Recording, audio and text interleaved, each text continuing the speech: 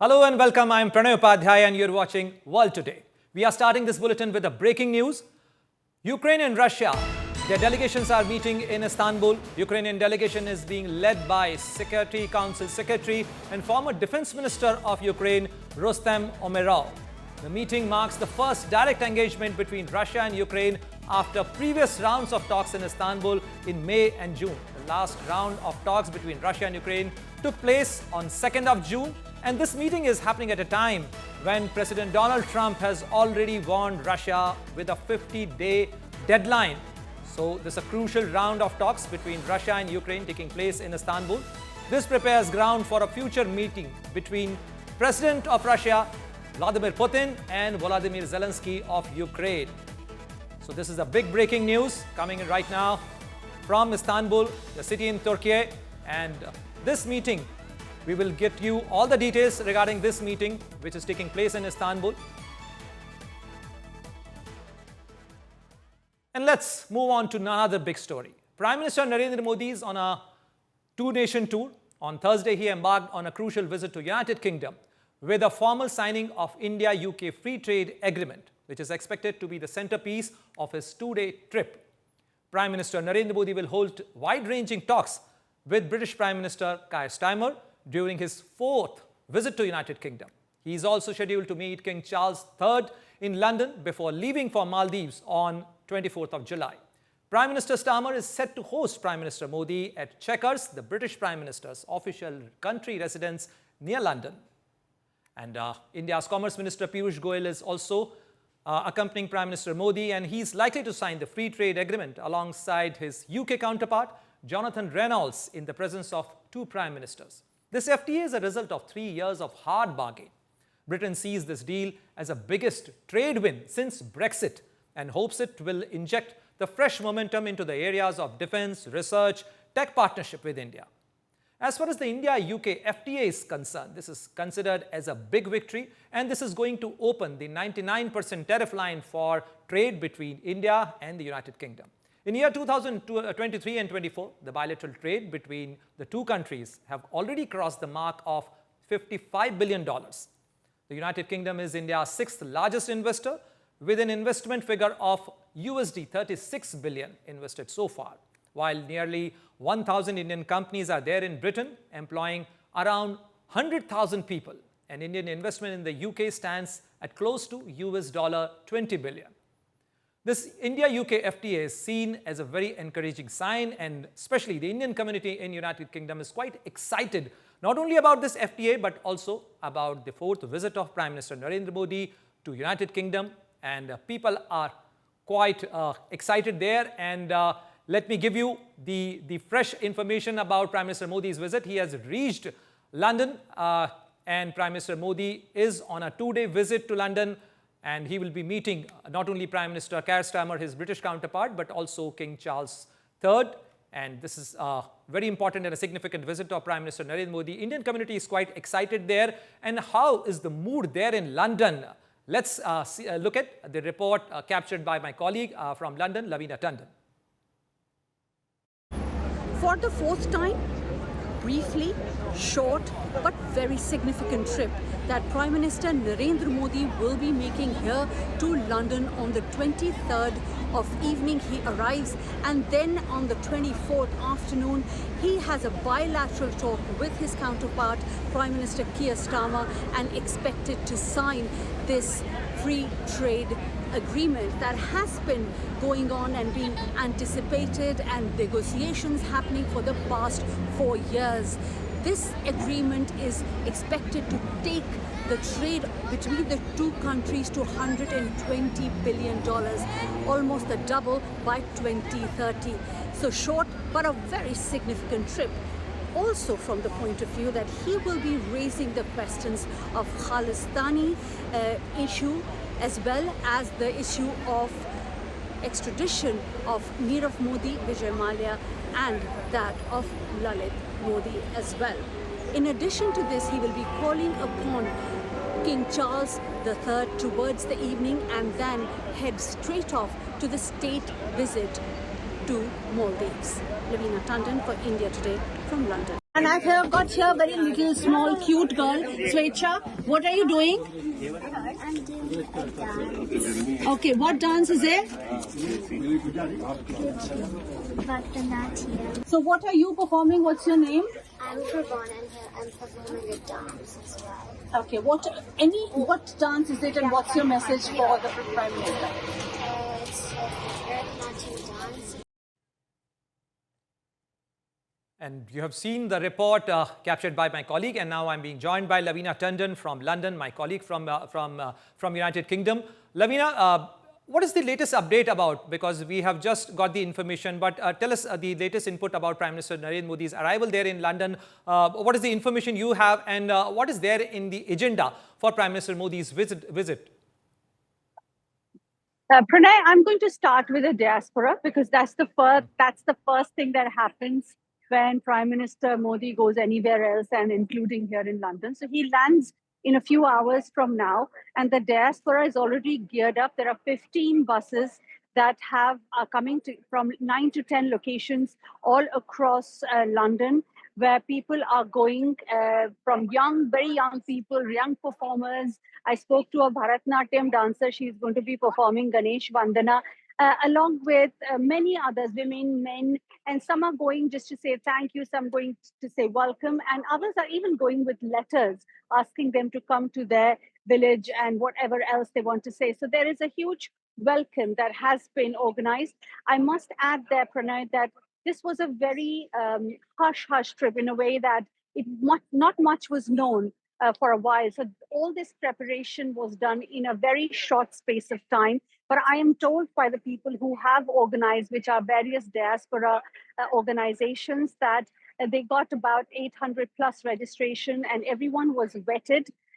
Their passports were checked. I was looking when I was by the bus, and then they have been taken. There is a security concern always when it comes to Prime Minister. So I'll get on to the security issue then, that there is heavy security, and the Metropolitan Police have arranged for customary security as it happens, and all precautions are being taken. Now, third point, Pranay, on the agenda. The agenda, the biggest thing on the agenda is, of course, signing of the FTA, which is supposed to take place in the first half on the 24th of July. As we know, Commerce Minister is accompanying the Prime Minister, and the two Commerce Ministers are expected to sign the FTA in the first half. In addition to this, in the bilateral talks between the two Prime Ministers, one on the agenda is, of course, the security concerns when it comes to the issue of Khalistani, not only here, but also how unrest that it caused. So more action and stringent actions on anything that happens here. Number two is, of course, the extradition of... Yes, actually, I wanted to come to this point because the extradition of Indian fugitives and Indian economic offenders have been a long pending issue between India and United Kingdom. So can we expect, some major announcement from UK, because you have been tracking the stories of Vijay Mallya, Nirav Modi, Lalit Modi and sorts of that. So what is there and what are you picking up from the UK administration? Indeed. First, may I just say that Lalit Modi has not gone through any extradition. There has not been any process with regards to that. So though we have been told that he will pick up the issue, but there is no extradition matter with regards to Lalit Modi. Now, the two extraditions that have happened is that of Nirav Modi and Vijay Mallya. Now, that extradition, so if I can say the two people that I spoke about have knocked all the legal doors and all of them have been shut and the extradition has been granted. Yet the question, of course, remains that they have not returned to India because there are other legal recourses that people can take to, and that's what has happened. And as I know, it is the political asylum that both of them have asked for. Now, this process is a confidential process. So it's not open to public scrutiny. That's why we have not been able to hear much about that. So this is where the entire issue is, that it is a political asylum. And the other part of it is, Pranay, which I must add, is that it can take as long as it takes. So there is no timeline to political asylum. And that's You can And call that is it a point of loophole, frustration or for that's many a people in provision. India, Lavina. But what I could make out from your presence, in the background, I could see the Parliament Square, the location. That is the same place where we have witnessed the desecration of Indian flag in 2018 when Prime Minister Modi visited United Kingdom. What are the security arrangements being ensured by the Metropolitan Police and the UK security establishment? So the security arrangements, I have been told, are appropriate and as the protocol demands for any prime minister. Yes, we understand that. I was here when I covered this very situation.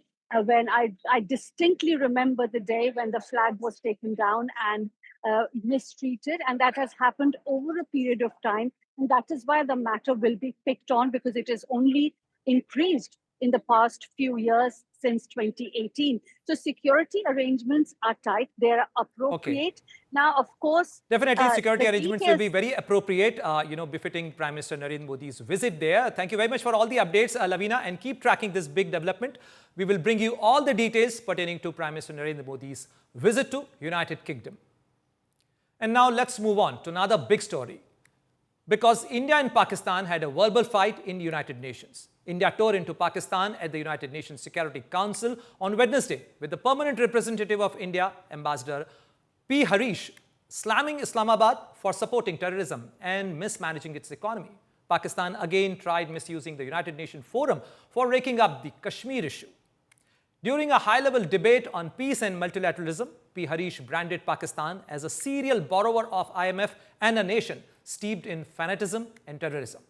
Harish also issued a strong message on the need for accountability and terror cases, with the reference to the April 22nd terrorist attack in Pahalgam, Jammu Kashmir, in which 26 innocent civilians have lost their lives. The action carried out on May 7th came amid heightened tension between India and Pakistan, and cross-border fighting were reported during the operation, but hostilities ended 3 days later on May 10th. India clarified that this was agreed, and the ceasefire, which was enforced on 10th of May, was a direct impact of a conversation, of a talk between India and Pakistan, and that too on the request of Pakistan, following claims by the US President Donald Trump of mediating peace between the two nations. The Indian subcontinent offers a stark contrast in terms of progress, prosperity, and development models. On the one hand, there is India, which is a mature democracy, a surging economy, and a pluralistic and inclusive society. At the other extreme is Pakistan, steeped in fanaticism and terrorism, and a serial borrower from the IMF. As we debate promoting international peace and security, it is essential to recognize that there are some fundamental principles which need to be universally respected. One of them is zero tolerance for terrorism. It ill behoves a member of the Council to offer homilies while indulging in practices that are unacceptable to the international community. It will also be a serious cost to states who violate the spirit of good neighborliness and international relations by fomenting cross-border terrorism. Recently, consequent to the gruesome terrorist attack in Pahalgam, Jammu and Kashmir, on 22nd April 2025, that led to the killing of 26 innocent tourists, and based on the Council statement of 25th April, where members of the Security Council underlined the need to hold perpetrators, organizers, financiers, and sponsors of this reprehensible act of terrorism accountable and bring them to justice, India launched Operation Sindoor, targeting terrorist camps in Pakistan and Pakistan-occupied Jammu and Kashmir, which was focused, measured, and non-escalatory in nature. On achieving its primary objectives, a cessation of military activities was directly concluded at the request of Pakistan. Mr. President, there cannot be one standard approach to dispute resolution. The changing circumstances and context also need to be taken into account while considering any such efforts. Now let's move on to another story pertaining to the big fight which is happening between President Donald Trump and his predecessor, President Barack Obama. The Trump administration has gone after former President Barack Obama and labeled allegations of treason against him. Director of National Intelligence Tulsi Gabbard has released documents claiming that members of Obama administration plotted to sabotage the 2016 elections. Our next story will give you the complete picture on this big fight. No, Barack Hussein Obama is the ringleader. Hillary Clinton was right there with him, and so was Sleepy Joe Biden. The debate over who rigged the 2016 election has finally been resolved. Claims made by President Trump's Director of National Intelligence, Tulsi Gabbard. Gabbard released documents which, according to her, implicates the members of Obama administration for treasonous behavior during 2016 election. This is absolutely the opposite of the allegations made earlier that Russia had tried to change the results of 2016 presidential election by hacking into the voting systems. And President Donald Trump took this opportunity to get back to his old adversary, Barack Obama. Calling it a witch hunt, President Trump lauded Gabbard for the revelations. Sort of a witch hunt, just a continuation of the witch hunt. The witch hunt that you should be talking about is they caught President Obama absolutely cold, Tulsi Gabbard. What they did to this country in 2016, starting in 2016, but going up all the way going up to 2020 in the election. They tried to rig the election, and they got caught. And there should be very severe consequences for that. Terming Obama as the ringleader, Trump said that the former president called the shots for rigging the election. It's not a group. It's Obama. His orders are on the paper. The papers are signed. The papers came right out of their office. They sent everything to be highly classified. Well, the highly classified's been released. And what they did in 2016 and in 2020 is very criminal. It's criminal at the highest level. Trump also said that former President Barack Obama was guilty of treason. These comments came as Trump is already engulfed in a fierce fight with the Wall Street Journal over Jeffrey Epstein's story. The leader of the gang was President Obama, Barack Hussein Obama. Have you heard of him? And except for the fact that he gets shielded by the press for his entire life, that's the one they... Look, he's guilty. It's not a question, you know, I like to say, let's give it time. It's there. He's guilty. This was treason. This was every word you can think of. They tried to steal the election. They tried to obfuscate the election. They did things that nobody's ever even imagined, even in other countries. But it's really important. Obama's office reacted to the allegations of treason as a weak attempt at distraction. The former president had earlier said that Trump was treating the presidency as a reality show. I did hope, for the sake of the country, that he might show some interest in taking the job seriously. But it hasn't happened. He hasn't shown any interest in doing the work or helping anybody but himself and his friends, or treating the presidency like a reality show that he can use to get attention. Tulsi Gabbard reacted to Obama's statement. Speaking during an interview, Gabbard said, and I quote, "We will be releasing further documents tomorrow that will refute that statement. We will be pulling a whole host of statements that were made by the Obama administration, by Hillary Clinton, by senior Democrat officials, by their friends in the media that state over and over again. After this, January 2017, manufactured intelligence document was created that repeat the narrative." The report with declassified emails between Obama aides argued that they have suppressed intelligence findings that Russia had failed in its attempts to hack US election databases. With Mahashweta Lala, Bureau Report, India Today. And now let's talk about another battlefront for President Donald Trump, because President Donald Trump is fighting on various fronts, and from domestic politics to international politics. And one of the front is tariff front, because the United States seems to be winning on these tariff fronts. United States has announced a massive trade deal with Japan. President Donald Trump has called it the largest trade deal in the history. The deal will make United States importers pay 15% reciprocal tariffs on Japanese goods imported to the United States, while Japan will make a $550 billion investment and thereby averting a threat of 25% tariff. Have a look on this report for more.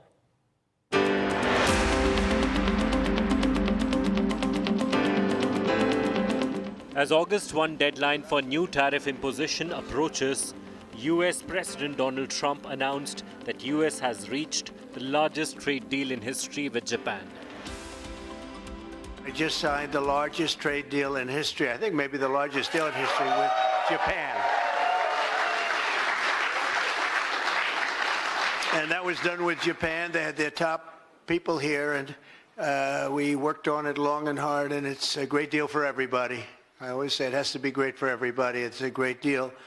A lot different from the deals in the past, I can tell you that. But we're doing really well as a country. We're strong. We have a lot of money flowing in. The tariffs are kicked in better than anybody other than me and a few of the people in the room thought could happen, Howard and Scott. And I just want to thank you. You've been unbelievable allies, because you're really allies. That's what you've been, and we appreciate it. Some were very difficult, but you got there. Months of negotiations, tariff threats have finally led to the deal. We have reached an agreement with US President Trump regarding the Japan-US consultations on the US tariff measures. First, in Japan's core industry, automobiles and automobile parts, we have agreed to halve the additional 25% tariff imposed since the April of this year, bringing the total tariff rate, including the existing rate, to 15%. Ahead of the rest of the world, we achieved a reduction in automobile and auto parts tariffs without quotas restriction. Japan, being the world's fourth largest economy, imports energy and food and exports electronics, machinery and motor vehicles. The US is its biggest exporter, and the announcement has given strength to yen against the US dollar. The agreement will give a boost to the Japanese automobile industry. Toyota, Honda and Nissan is expected to gain from this. Earlier, American importers had to pay a 27.5% levy when they shipped in Japanese cars, which now is being reduced to 15%.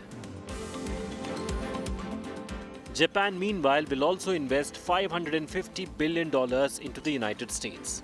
Japan's tariff negotiator, Rose Akazawa, wrote "Mission accomplished" on X and posted a photo of himself in the White House pointing at an image of Trump talking to Prime Minister Ishiba during a prior meeting. Earlier, the contentious issue of rice sale to Japan prompted President Trump to send a tariff letter to Japan.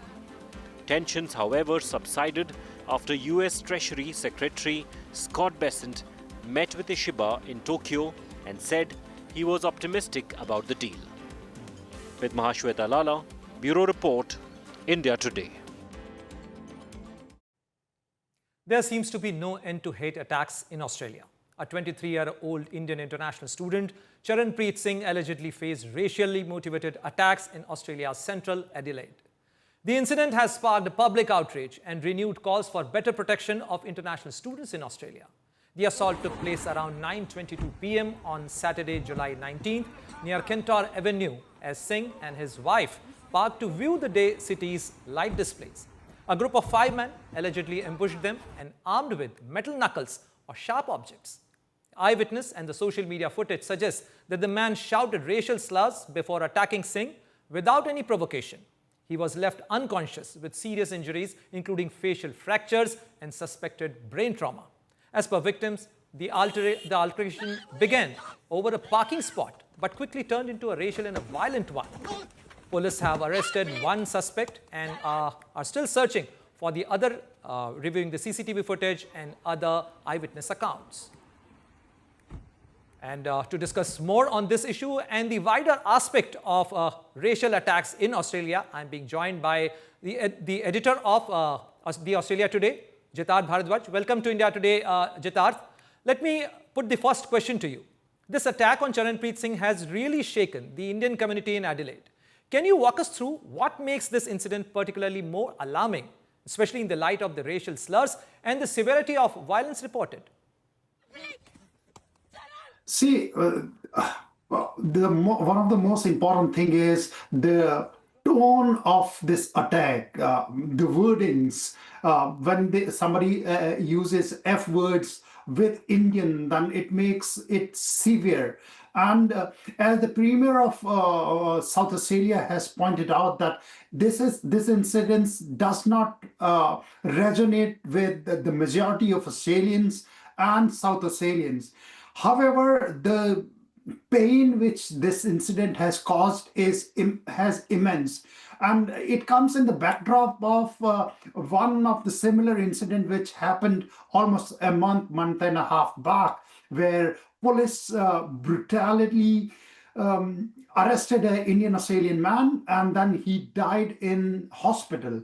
And just after that, in the same city, this attack where racial slurs were used against this couple is particularly, for me, I don't want to call it racist attack, but the tone makes me to think that there was certain reasons to have an understanding that his racial background was a reason to be in that situation on that day. Definitely, Jitat. I'm sure the Indian community must be having a reason in Adelaide and Australia at large for this outrage. What is the latest update do you have on police actions? Particularly in Adelaide, people are very upset. They're calling for stricter actions. In Australia, laws are very lenient when it comes to such kind of incidents. So one of the person who was arrested by police was released on bail. And 3 police is looking for 3 other people. They will also be released on bail. Case pending. Case will go to the court. And in most of the cases, such culprits get community service or suspended sentence at the most. So people are saying there is no deterrent. That's why people are angry that every time such incident happens, no stricter punishments are given, so that such incident become a lesson for these kind of thugs, that they don't commit such acts. But somehow every time when Indian Australian is at receiving end, we see that the culprits are not punished the way they should be as community sees them. That way I can definitely tell you that community is upset. They want stricter actions, but what will happen probably is anybody's guess. Thank you, Jitat, for all these updates and sharing this perspective with us. So this remains a larger question for Indians in Australia to remain frustrated and anguished with the Australian government. So this is all in today's edition of World Today, and keep watching India Today.